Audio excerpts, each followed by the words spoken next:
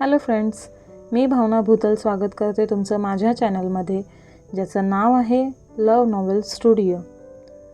चला तर मग स्टोरीला सुरुवात करूया. पण त्याआधी चॅनलला सबस्क्राईब केलं नसेल तर सबस्क्राईब करा आणि बेल आयकॉनवरती क्लिक करा. कथेचं नाव आहे ताल, एक राजनैतिक बंधन. लेखिका भावना भूतल, व्हिडिओ एडिटर सोनाली जाधव. ताल भाग 45. भाई तर बोलतो ना तुझ्याशी, त्याला पण नाही सांगायचं, सीड म्हणाला. ते तर 2 दिवस झाले माझा फोन पण उचलत नाहीये. उलट मलाच त्यांची काळजी वाटायला लागली. मला तर वाटतंय ना, अंजली वहिनीची तब्येत ठीक नसणार. आपण जायचं का त्यांना भेटायला? आद्याने विचारलं. अंजली वहिनी? सीडने डोळे मोठे करतच विचारलं. आता पुढे. संग्रामभाईंची बायको, आद्या उत्तरली. म्हणजे तुला त्याचं लग्न झालंय हे त्याने सांगितलं होतं? सीडने आश्चर्यचकित होतच विचारले. नाही, मी अंदाज लावला. लग्न झाल्याशिवाय दोघे थोडी ना एकत्र राहणार आहेत. त्यांनी तसं मला काही सांगितलं नाही, पण मला तर वाटते ती त्यांची बायको असावी. मी कधी फोन केला ना तर ती उचलते. तिच्याबद्दल काही विचारलं तर भाई सांगायला टाळाटाळ करतात. मग मी पण जास्त त्यांना प्रश्न करत नाही. तिचं नाव अंजली आहे आणि आम्ही एकत्र राहतो असे भाई मला म्हणाले. आता कोणती मुलगी बिना लग्नाची अशी एकत्र राहील? मग तर ती बायकोच झाली ना त्यांची.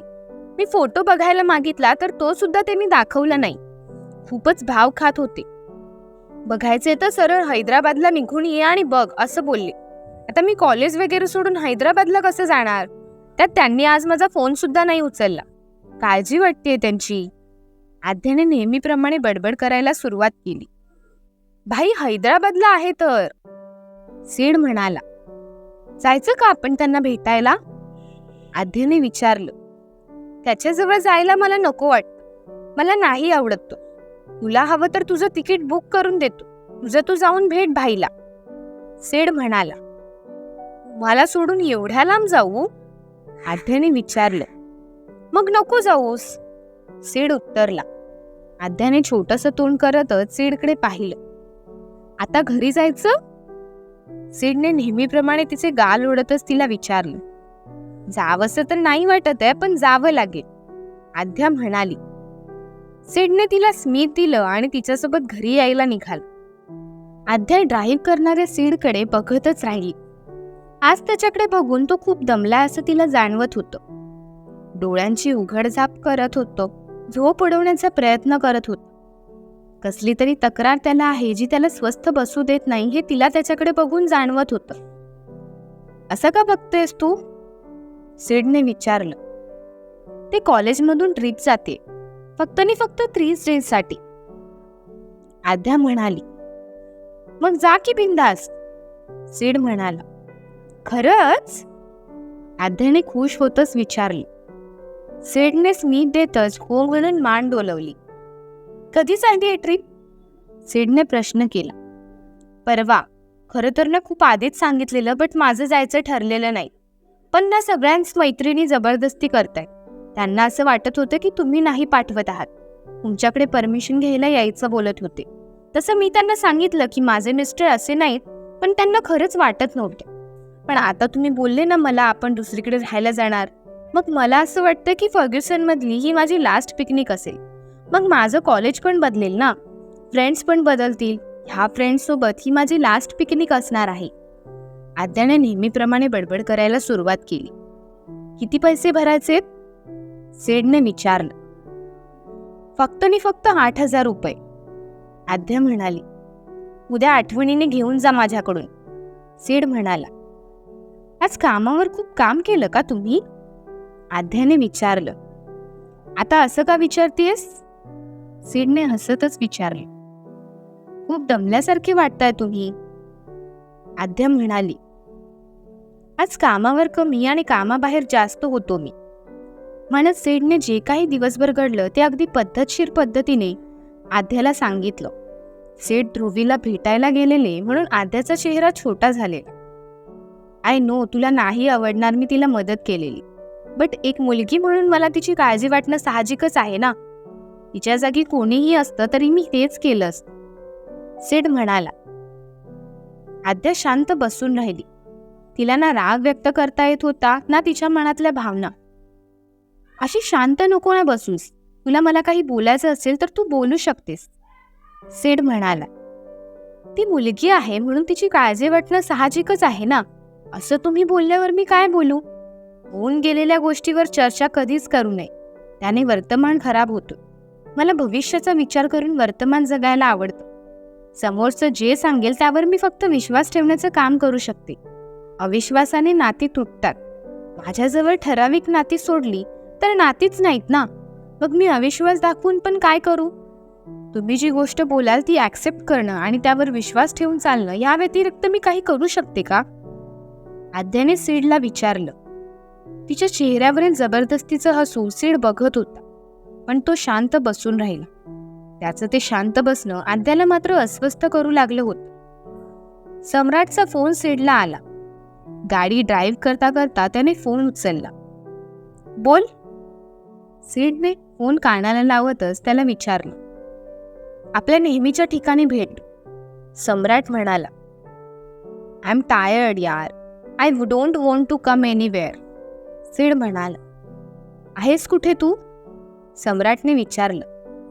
घरी येतोय, सिड उत्तरला. मग आल्यावर बोलूयात, सम्राट म्हणाला. तू घरी आला? सिडने विचारलंय. बाय म्हणत सम्राटने फोन कट केला. सम्राट म्हणत सिड पुढे काही बोलायला जाणार, पण त्याआधीच फोन कट झाला होता. ओ गॉड, हा सम्राट पण ना अर्धवट बोलून फोन कट करून टाकतो, सिड पुटपुटला. सिड आद्याला घेऊन घरी आला.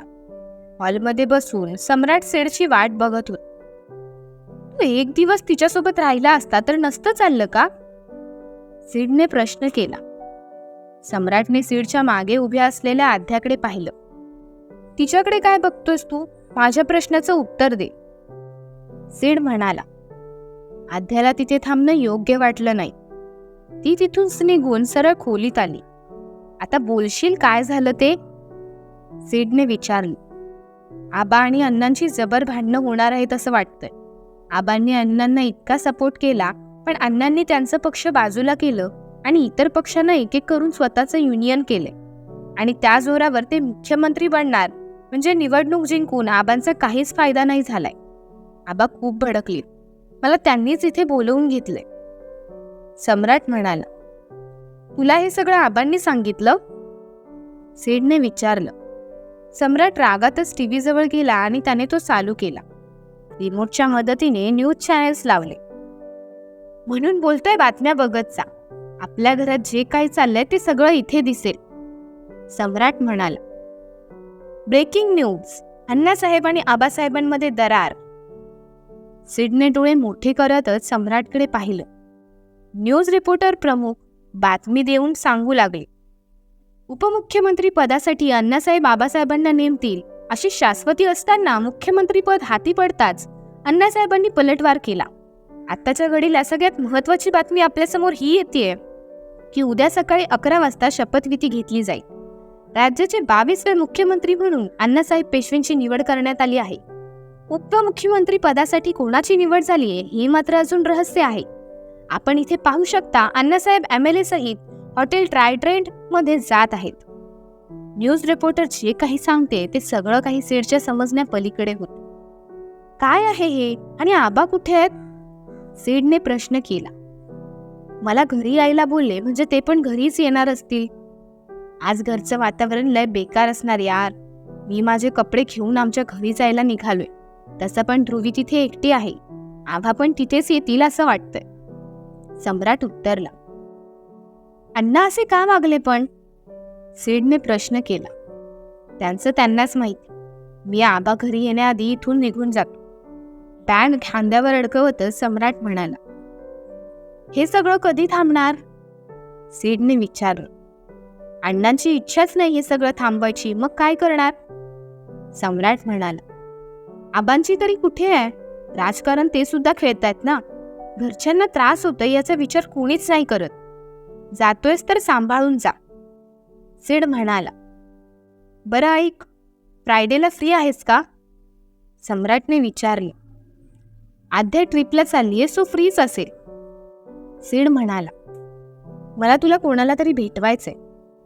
सम्राट म्हणाला. आता अजून कोण?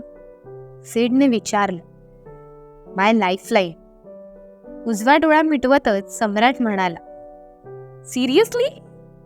सीडने खुश होतच म्हटलं. घरी कोणाला सांगू नकोस, तुला माझी शपथ आहे. बाकीचं मी फोनवर बोलतो. आबा येतील आत्ता. बाय. म्हणून सम्राटने तिथून पळ काढला. अरे थांब ना यार. सीडने त्याला अडवण्याचा प्रयत्न केला, पण सम्राट काही थांबला नाही. कधी एकदाच सम्राटच्या गर्लफ्रेंडला भेटतो असं सीडला झालं होतं. रूममध्ये येत त्याने ही बातमी आध्याला सांगितली. आध्याने त्याला फक्त स्मित दिलं आणि ती मोबाईलमध्ये डोकं खुपसून बसली. सीडने तिच्या हातातील मोबाईल बाजूला ठेवला आणि तिला स्वतःजवळ ओढलं. सीडच्या नजरेत नजर मिळवून ती आज बघत नव्हती. स्वीटहार्ट, नको ना अशी नाराज होऊस. मला माहितीये ध्रुवीला मदत केलेली तुला आवडलं नाही, पण ध्रुवी आणि माझ्यात तसं काहीच नाहीये ग. माझी एखादी फ्रेंड असती तरी मी तेच केलं असतं. फ्रेंडशिप में सब चलता है यार. तुला माझ्यातला मायनस पॉइंट सांगू? मला ना वाईट वागायला नाही जमत ग. समोर माझा दुश्मन असला ना तरी मी त्याच्यासोबत चांगलंच वागेन. सीड म्हणाला. मला तुम्ही तिला मदत केली म्हणून काहीच प्रॉब्लेम नाही, पण ती अडचणीत नाही आणि तुम्ही मदत केली हे नाही आवडले. जर ती खरंच अडचणीत असती तर इतक्या सहज हे घर सोडलं असतं का? लग्न झाल्या मीच हे घर सोडण्याचा प्रयत्न करत होते, पण भीतीने नाही जमलं. पुढे कसं राहणार, काय करणार हा प्रश्न उपस्थित राहतो ना. तसा तिच्या मनात का नाही आला? तिने तुमच्या ऑफिस जवळ येऊन सॉरी बोलण्याचं कारण पण नव्हतं ना. घरी तर तुम्ही भेटणार होतात, मग ती तिथे का आली? तुम्ही सांगितल्यापासून माझ्या डोक्यात नको नको ते प्रश्न येत आहेत आणि तुम्ही माझ्यापासून लांब निघून जाल याची भीती वाटतेय मला. तुमच्या स्वभावाचा फायदा सुद्धा उचलला जाऊ शकतो ना. आद्या घाबरतच म्हणाली. असं नाही ग काही होणार. तसं पण आता आपण किती महिने इथे आहोत सांग? एकदा का तुझी एक्झाम झाली की मग आपण मुंबईत शिफ्ट होणार. मग इथे परत यायचंच नाही आपण. सीड आद्याची समजूत काढतच म्हणाला. आद्या शांत बसून राहिली. सीडच्या पुढे काही बोलायची तिची हिंमतच नव्हती. ट्रिपला जायचं म्हणून तयारी सुरू केली की नाही? सीडने विचारलं. मला नाही जायचंय, मी नाही जात. आद्या म्हणाली. का? सीडने विचारलं. असंच, आद्या उत्तरली. सीडच्या बाजूची ती उठणार तसं सीडने तिला पुन्हा जवळ ओढलं. मला माहितीये ध्रुवीमुळे तू जात नाहीस, पण तू असं वागून माझ्यावर अविश्वास दाखवतेस आणि मला हर्ट करतेस. सीड म्हणाला आणि अंघोळीला निघून गेला. अंघोळ करून बाहेर येऊन बघतो तर आद्या स्वतःची बॅग भरत होती. तिच्याकडे बघून सीड गालातल्या गालात हसला. तिच्याजवळ येत त्याने तिच्या गालावर ओठ टेकवले आणि म्हणाला. तिथे गेल्यावर स्वतःची काळजी घे. खूप मिस करेल मी तुला. Love you. 3 दिवसच चाललीये मी. तसं पण तुमच्या बर्थडे पर्यंत मी परत येऊन जाईल, डोंट वरी. आद्या सहज बोलून गेली आणि नंतर तिने स्वतःची जीभ चावली. स्वीटहार्ट, तुला कोण बोललं माझ्या बर्थडे बद्दल? सीडने आश्चर्य व्यक्त करतच विचारलं. कोणी नाही. आद्याने नजर लपवतच म्हटलं. भाई बोलला का? सीडने विचारले. मी नाही सांगणार मला कुठून कळलं ते, आणि आमचा प्लॅन सुद्धा नाही सांगणार. मी नकाने प्रश्न करू. आद्या नाक मोडतच म्हणाली. ओ, प्लॅन पण केलायस तू? सीडने हसतच विचारलं. आद्याने बॅग भराची तशीच राहू दिली आणि हाताची घडी घालून तोंडावर बोट ठेवून ती बसली. सीडपासून कोणतीच गोष्ट तिला लपवून ठेवायला जमत नव्हती. सीडचे आता मात्र स्वतःच्या हसण्यावर नियंत्रण नव्हतं होत. आद्याला त्रास देत तिच्याकडून सगळ्या गोष्टी काढून घेण्याचं काम सीडचं सुरू होतं. आद्या त्याच्यासोबत बोलणंच टाळत होती. दोघांची मस्ती सुरू झाली होती. थेट 3 दिवसानंतर डोक्यातून जाणवणाऱ्या वेदनेने सीडने डोळे उघडले. डोळ्यांना स्पष्ट काही असं दिसत नव्हतं. डोळ्याची लुकलुक करत त्याने डोळ्यांवरील अंधार दूर करण्याचा प्रयत्न केला. नेहमीची बेडरूम आज त्याला वेगळी वाटत होती.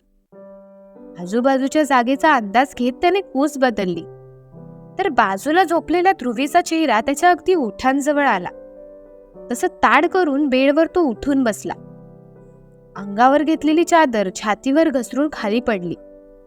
स्वतःच्या शरीराकडे त्याने पाहिलं. अंगावर कपडे नव्हते. काल घातलेले कपडे त्याचे जमिनीवर अस्ताव्यस्त अवस्थेत पडले होते. बाजूलाच ध्रुवीचे कपडे सुद्धा होते. त्याने ध्रुवीवर नजर फिरवली. तिचे उघडे दंड बघता त्याच्या हृदयात धडधडी भरून आली. श्वास फुलला होता त्याचा. ध्रुवी, उठ. सेडने तिला आवाज दिला. Sed, please. अजून नाही. ध्रुवी कोस बदलतच म्हणाली. अजून काय नाही, तू प्लीज उठून बस. सेड ओरडला. पण ध्रुवी काही उठून बसण्याच्या मनस्थितीत नव्हती. स्वतःच्या अंगावरील पांघरून त्याने बाजूला केले. जमिनीवर अस्तव्यस्त पडलेले स्वतःचे कपडे त्याने उचलले आणि अंगावर एक एक करून घाई गडबडीतच चढवू लागला.